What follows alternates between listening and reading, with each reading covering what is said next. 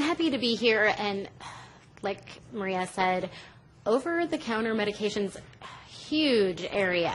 When we got started going, it just took on more and more and more, and I wanted to make sure we got everything in. So it will be a couple of presentations. I am a pharmacist. I'm a geriatric specialist pharmacist, which just means I took some extra training and do ongoing training to really learn about how geriatric people metabolize medications, what interactions they might have, and how to really dose them appropriately. I'm also a pharmacotherapy specialist, which is someone who can look at an overall medication regimen and see where there might be some issues. But most importantly, what that means is that I like talking about medications. And so I'm happy to talk with you today about over-the-counter medications. It's going to be a lot of stuff. We're going to have a little overlap where I refer to some prescription medications, and that's mainly because I feel that there's a couple things that are so common that they might have to be mentioned, but it's really over-the-counters that we are focusing on. It's a broad overview, even as lengthy as the couple of presentations might be. It's really a broad scope overview. We can't go into everything in great detail.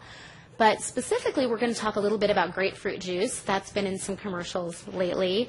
Tapering medications, sunlight and how that can affect you with medications, expired medications, dangers of some over-the-counter medications, herbals, and herbals is really a presentation in and of itself. It's a hard deal to talk about herbals, so it'll be a quick list, and interactions with some drugs and interactions with some diseases as well.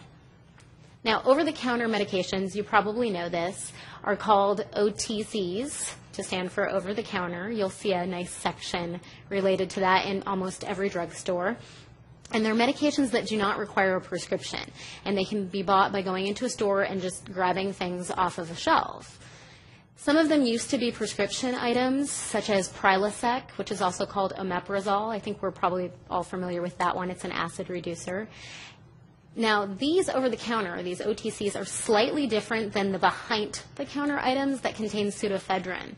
Those are the ones where you go and buy cold or cough medicine, and you have to show your ID and sign for them to make sure that you're not making methamphetamine. So that's what that's all about. They're a little different, but they're all available without a prescription.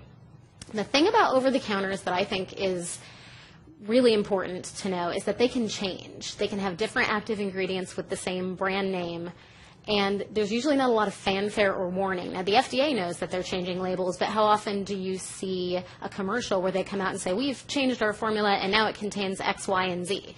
You don't see that very often, although I wish that we would see that pretty often, because it'll change and you'll think I'm taking the same thing and it won't work the same way, and you'll wonder why, and that's why. One of the best examples is kaopectate versus Pepto-Bismol. Kaopectate, and this is an old example, but a lot of people still don't know. Kaopectate used to be kaolin and pectin, but now it's bismuth subsalicylate, which is actually Pepto-Bismol. It's not pink like Pepto-Bismol, but it is, in fact, Pepto-Bismol.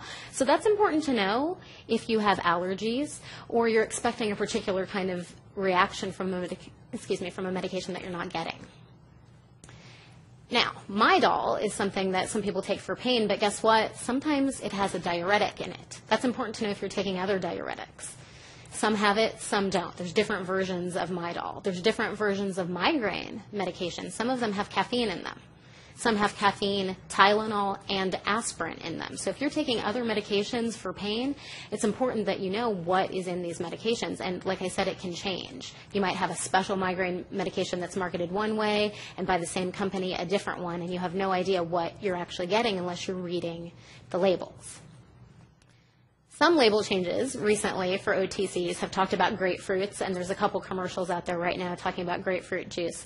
The thing about grapefruit is that it has compounds in it that can interact with medications in the stomach and in certain amounts in the liver.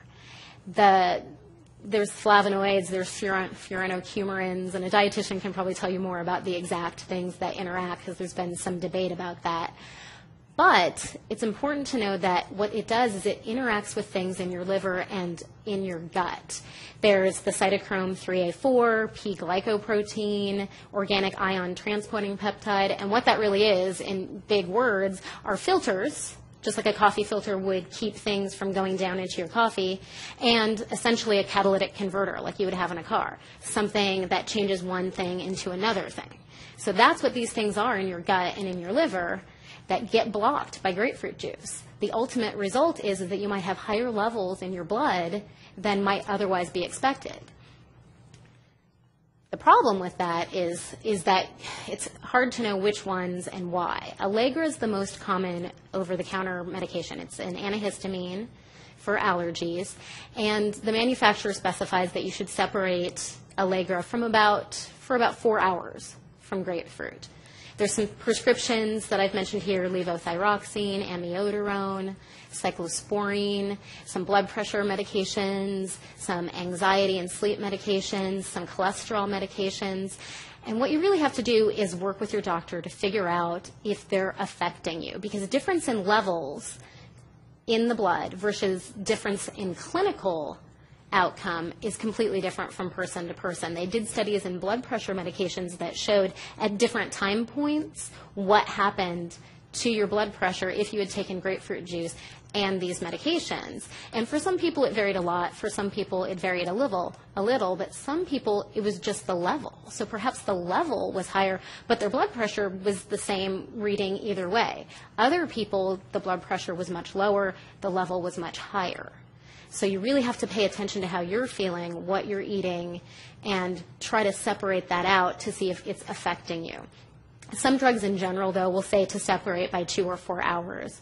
Levothyroxine, which is a thyroid medication, Allegra, about 4 hours. Some say to just avoid it altogether, to not drink it. Amiodarone is one of them.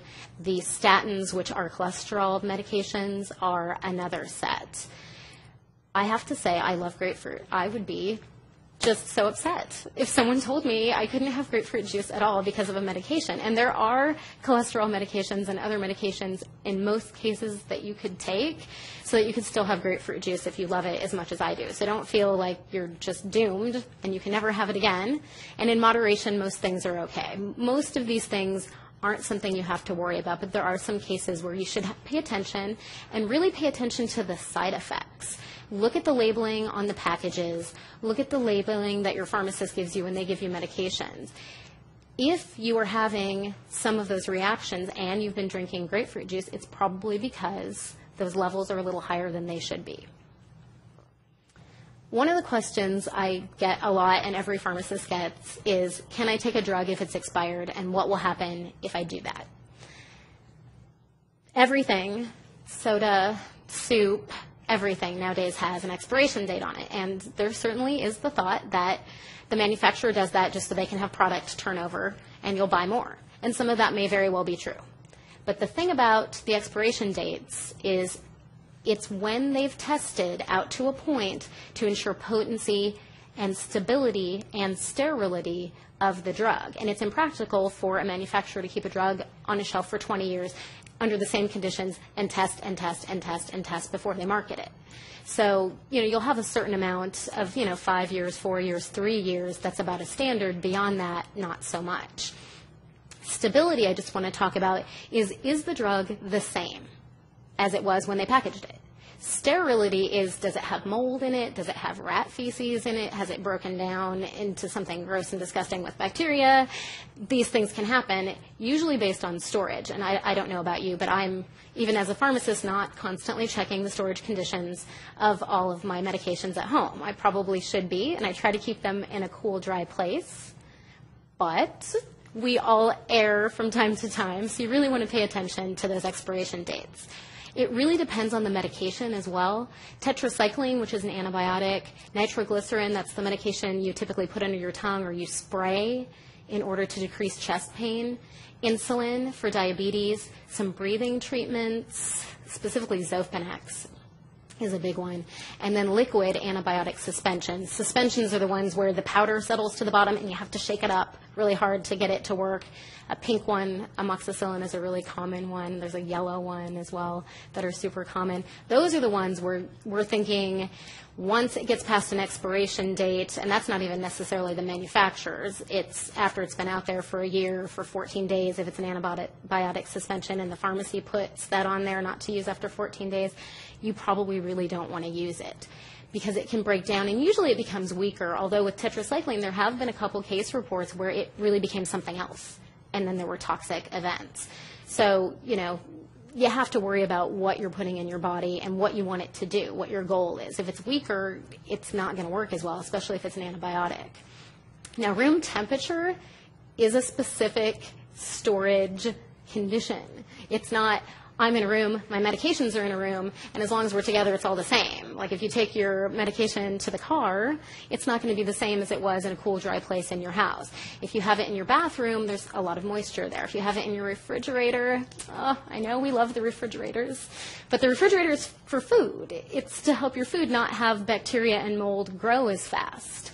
For medications, it's just exposing it to moisture, and you have to think that moisture is the enemy of chemical stability because you have binders in there and inactive ingredients. Some of those are specifically designed to attract moisture from the air under specific room temperature conditions. You put it in something colder that's super moist, you're going to be grabbing moisture out of the air all over the place. It may start to break down sooner than you think.